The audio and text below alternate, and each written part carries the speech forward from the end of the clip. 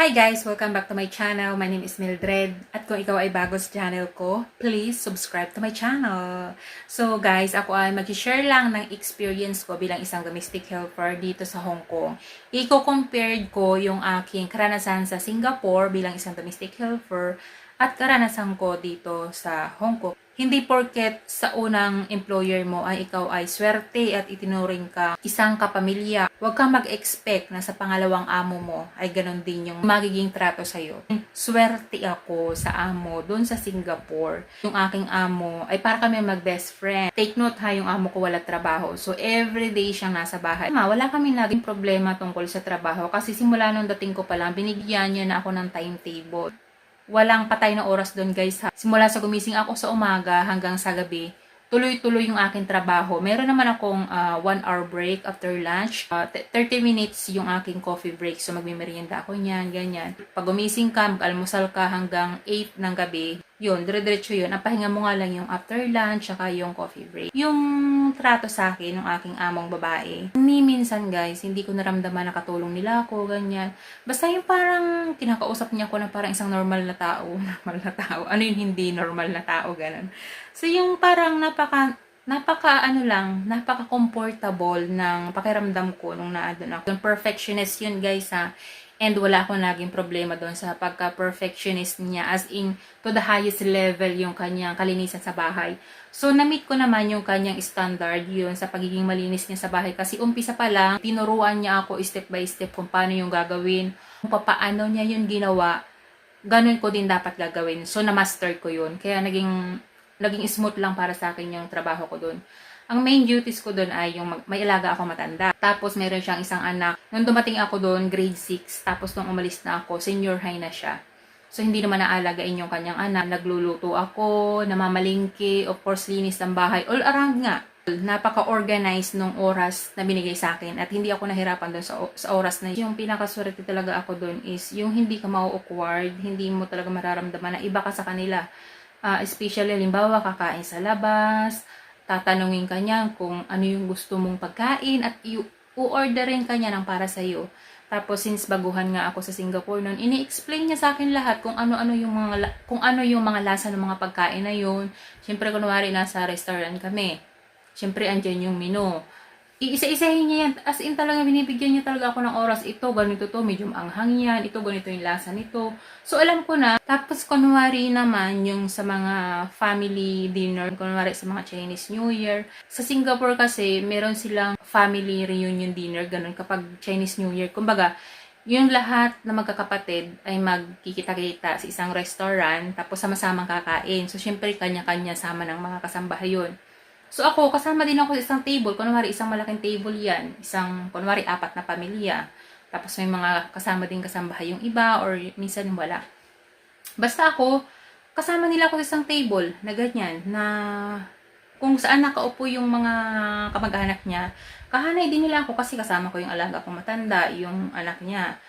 So, yan. Tapos, hindi ako na-awkward, hindi ako nahihiya, or hindi ka out of place na nandun ka sa isang lugar na yun kasi kinakausap ka nila. Hindi man ako kausapin ng mga kamag-anak niya. Kinakausap ako mismo nung amo ko na tukol sa pagkain, parang hinihingan niya ko ng idea kung masarap ba yung ganyan. Tapos, yung sa pagkain, hindi ka rin ma-awkward na kukuha ka ba or maghahantay ka na lang mabigyan. Kasi umpisa pa lang, kapag syempre iniserve na yung pagkain, syempre tayong mga kasambahay, may hiya tayong kumuha, di ba? Kasi alam natin yung ating level talaga. So, ang ginagawa ng amo ko, binibigyan niya ako sa plato ko, as in, yung alam niya na sa tingin ko nga is hindi ko kayang maubos, as in, binibigyan niya ako ng more than enough na pagkain. Saka kakain na kami, sabay-sabay na kami na hindi na ako mag-worry na parang kulang yung pagkain, hindi. Kasi alam niya kung gaano karami yung kaya kong ubusin. So yun, hindi ako na-awkward sa ganong salo-salo.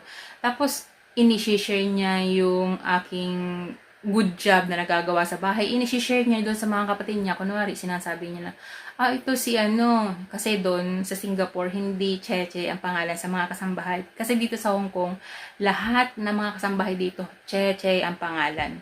sinasabi yung pangalan ko, ang galing niya magluto, bilis akong matuto sa mga gawaing bahay, good helper daw ako, ganyan. Para nagkakaroon ng dahilan para kausapin ako nung mga kapatid niya para maisali ako sa kwentuhan na parang hindi ako na out of place, na parang nandiyan ka lang, na parang yun, alam niyo yung awkward feeling. Hindi mo mararamdaman yun kasi kakausapin ka nila. Tapos dito naman guys sa Hong Kong, ito na kasi nga nandito ako sa Hong Kong. Tama nga yung sabi ng agency, don't expect too much kasi ang lahat ng tao ay hindi pare-pareho. Hindi lahat ng employer ay pare-pareho ng mga pananaw tungkol sa mga kasambahay.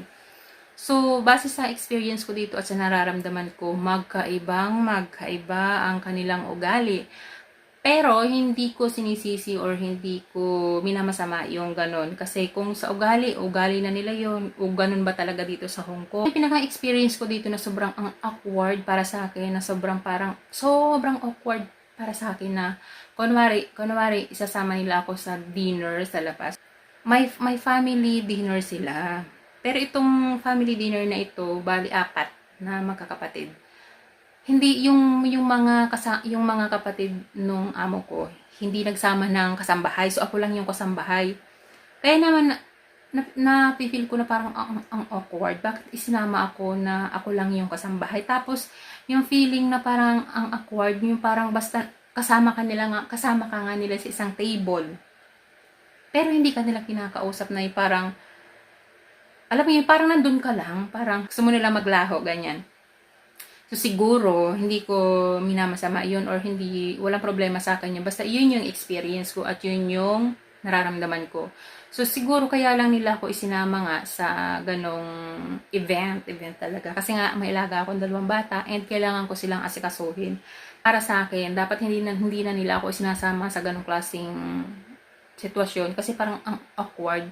Tapos, yung sa pagkakain, yung parang maghihintay ka na lang na parang bibigyan ka lang ng halimbawa pa sa isang, kasi dito guys, iba rin kasi dito yung pagkain na napuntahan namin. Yung parang isa-isang i-serve sa inyo yung order. So, kapag naubos na isang order, kasi yung isang order, hati-hati kayo niyan, tigigisa kayo niyan.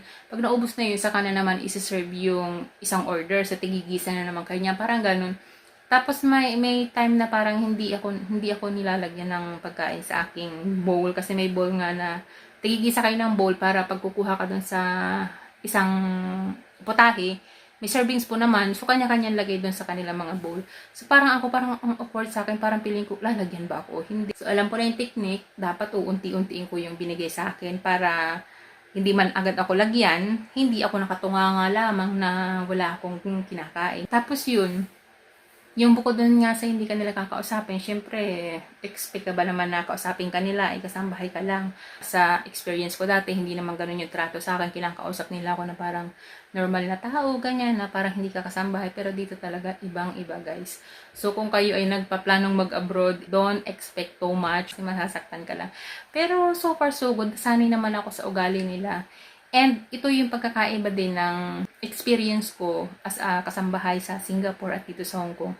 Kasi kung tutusin guys dito sa Hong Kong, yung trabaho ko dito, parang 1/4 lang ng trabaho ko sa Singapore. Doon naman ako swerte. Binigyan nga niya ako ng timetable. Sobrang basic lang para sa akin kasi yung amo ko kasi sa Singapore, sobrang perfectionist. Kailangan pag naglinis ka, as in malinis na malinis. Pero dito, wala, petex-petex lang. Hindi siya masyadong perfectionist. Tulad sa pagluluto, hindi ako nagluluto kasi yung amo ko yung nagluluto. Hands-on siya sa mga bata. Hindi ako dito nagpa-plancha. Madalang din ako mag-market. So, yun, magkaiba sa maraming bagay. Merong good side and merong bad side. Yun nga, yun sa trabaho, hindi naman ako pagod. So, kaya nagtitiis na lang din ako. Yun lang ang aking isi-share sa inyo na kwentong OFW.